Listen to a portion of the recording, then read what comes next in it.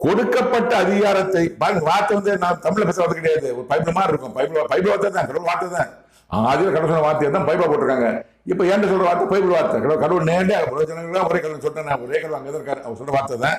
கொடுக்கப்பட்ட அதிகாரத்தை துஷ்பிரயோகம் செய்து அதிக சொத்துக்களை சேர்த்தவர்கள்.